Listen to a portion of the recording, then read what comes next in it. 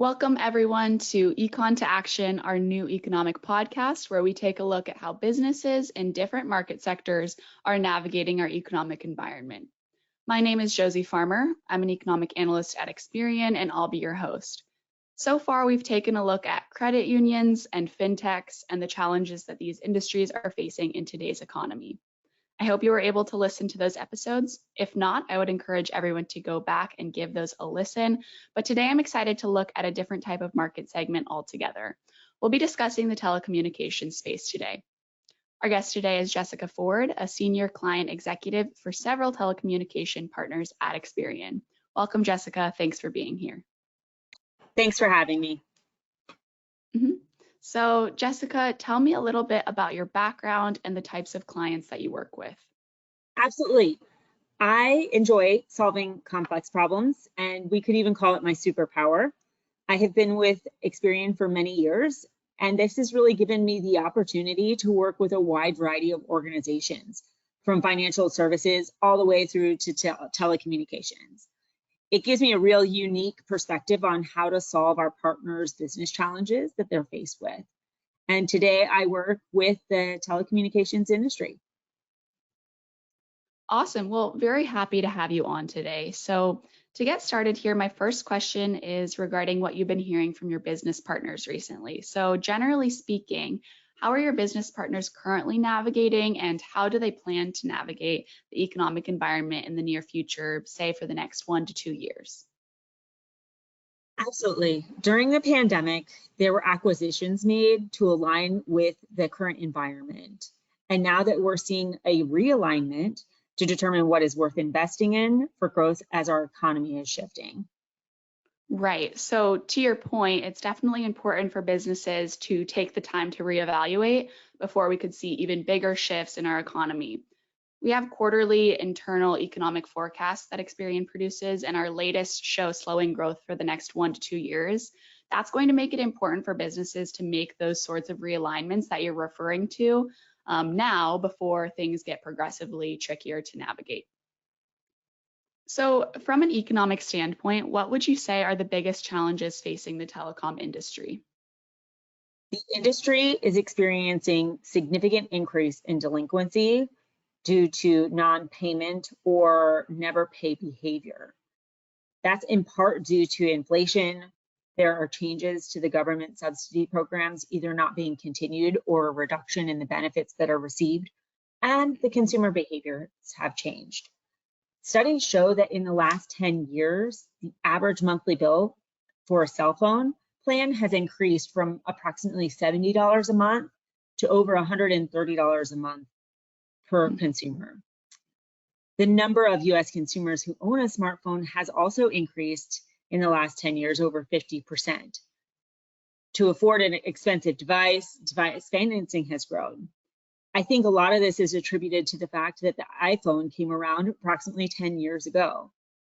And with regards to the behaviors that are changing, that no intent to pay or that never pay behavior is still and was a first party fraud behavior where there's no usage on the phone and there's no payment, and the phones were being resold.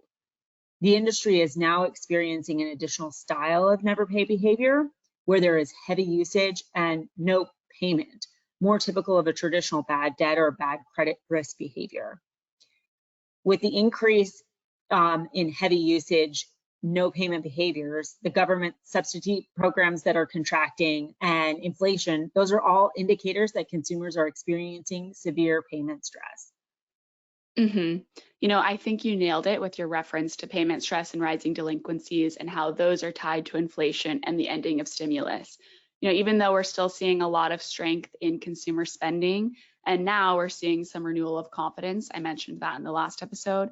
But really, consumers across the board are still facing these high prices, you know, like you mentioned, their phone bill, and that can affect their bottom line. We're seeing also tightening lending conditions and the dwindling of what we refer to as excess savings. So essentially, excess savings are any money that consumers saved above and beyond what they typically would have saved during the pandemic. And, you know, those excess savings were giving consumers somewhat of a buffer coming out of the pandemic. But now, you know, as those excess savings are dwindling, that buffer is dwindling as well. So I want to circle back to your mention of first-party fraud. Often in times of economic uncertainty, we'll see an uptick in fraud. We did a webinar earlier this year that explored that relationship, and I'm curious and want to ask you about it here. So are you seeing any uptick in fraud in the telecom space?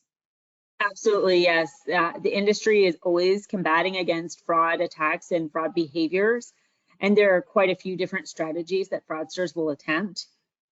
We are seeing increases in the never pay or no intent to pay behavior, as I mentioned already. And we are also seeing increases in SIM swapping, SIM cloning, and subscriber fraud, where someone is a copycat of the same device on the SIM swapping or the SIM cloning, and trying to truly take advantage of a consumer and account takeover. Mm-hmm. That's really interesting, and it might be something that we start to hear more about even now as our economy continues to shift in the coming months and over the course of the next year. So I think we're unfortunately coming up on time, but thank you so much for sharing your expertise today, Jessica. Thank you so much for having me. So now it's time for our monthly economic news for the audience. Recent research from the San Francisco Federal Reserve addressed the path of shelter inflation. Now, shelter inflation has been top of mind in a lot of conversations that I've been having. It's been the main driver of the consumer price index and the main reason that prices have remained so stubborn. So the San Francisco Fed's forecast projects rental inflation will continue to slow through late 2024 and may even go negative by mid-2024. Now that's really good news that prices are hopefully going to continue to come down and some pressure may be lifted from consumers. Thanks everyone for tuning into Econ to Action, and please check back in next month for our next episode where we'll explore yet another market. Thank you again. Bye.